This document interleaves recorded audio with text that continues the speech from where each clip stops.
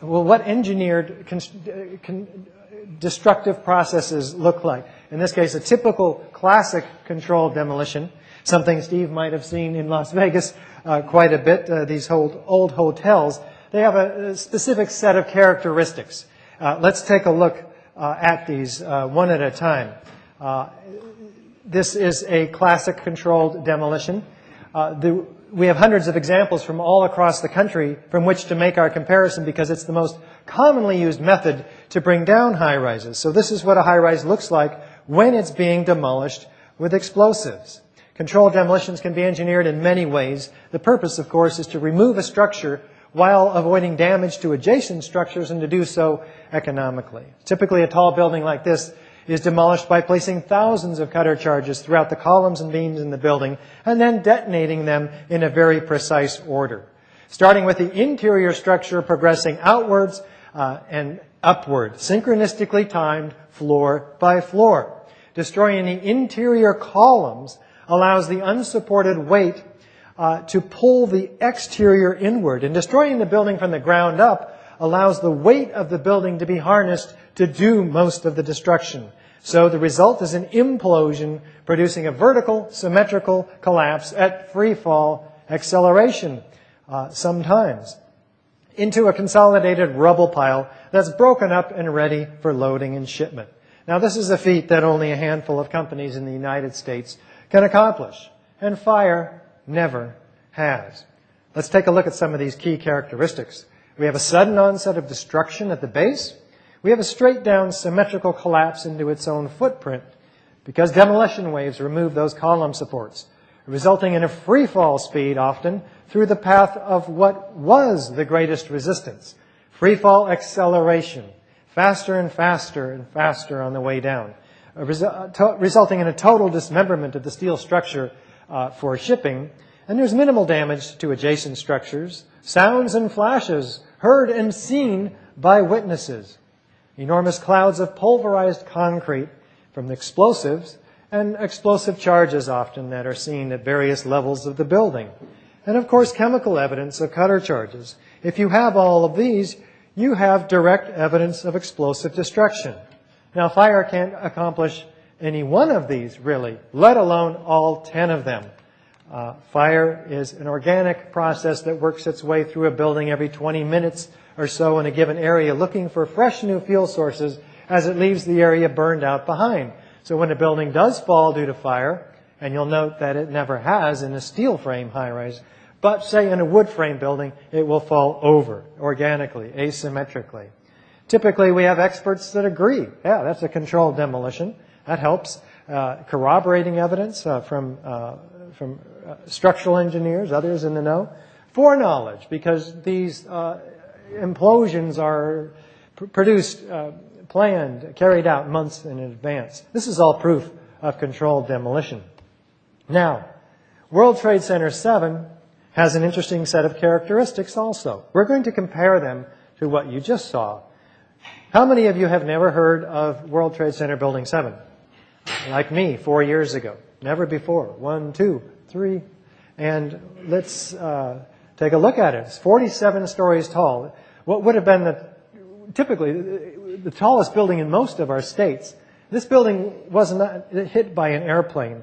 And it was about 350 feet away from the North Tower, a football field. So when the North Tower went down, Building 7 suffered a little bit of damage from the core columns. According to the official story, it was not a significant factor. But this building collapses 7 hours later at 5:20 in the afternoon.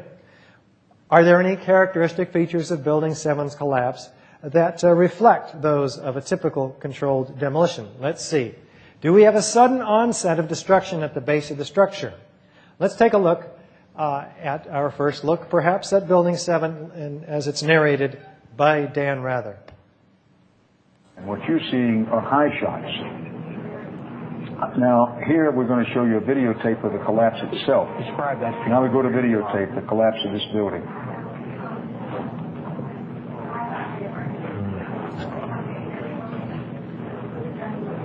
It's amazing. Amazing, incredible, pick your word.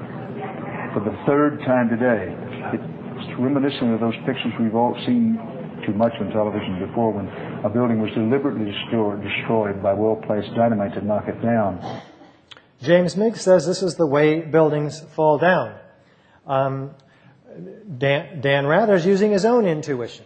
He's telling us that from his rough frame of reference, he's seen these old hotels in Las Vegas, for instance. Let's take a look from another angle. Do we have a straight down symmetrical collapse into the building's footprint from West Street?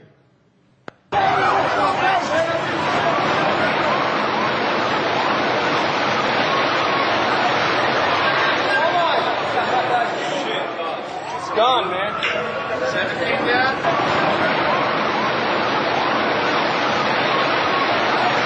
Let's bring it back up.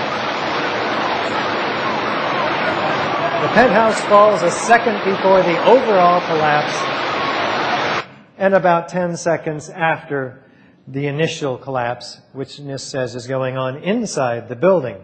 I'm not convinced yet. Let's compare side by side and see a known controlled demolition on the right and building 7 on the left. Is there any similarity between these two structural failures? Is there enough to warrant a new investigation into the possible use of explosives, which NIST refuses to do? After telling us they found no evidence for explosives, they acknowledge that they never looked for them, and they still do. But what they do tell us is that these fires, which are the worst fires we have photographic or video evidence of, was the cause of this building's collapse. Now, if these fires were the cause of this building's collapse, wouldn't we expect it to fall again toward its injured or damaged side, where the fires are? But the problem here is that in this area, NIST says the fire started in this area right here on the 12th floor next to column 79. The photographs are very clear. And NIST has a photograph that they cite in their Appendix L of their earlier report that says the fires were out in that area an hour before the collapse. So it could not have been the cause of the collapse. Column 79 is cited as the collapse initiating event.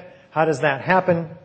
Because this girder, these beams are cited as a new phenomenon by NIST, saying that they experienced thermal expansion, pushing this girder off of its seat on column 79, causing floor 13 to collapse on 12, 12 on 11, etc., all the way down to the ground, and transferring laterally, also at destroying 400 structural steel connections per second.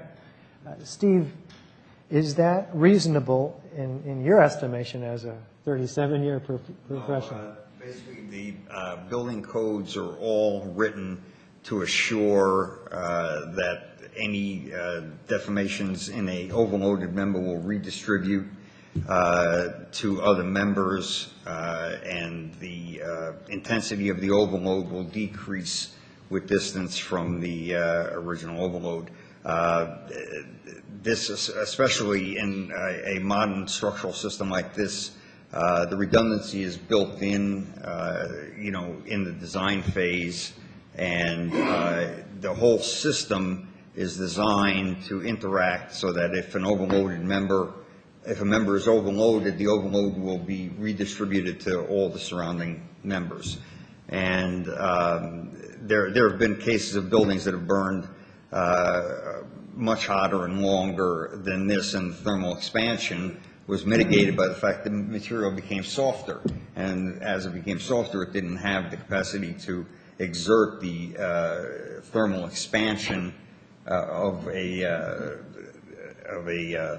solid member that is expanding at a lower temperature.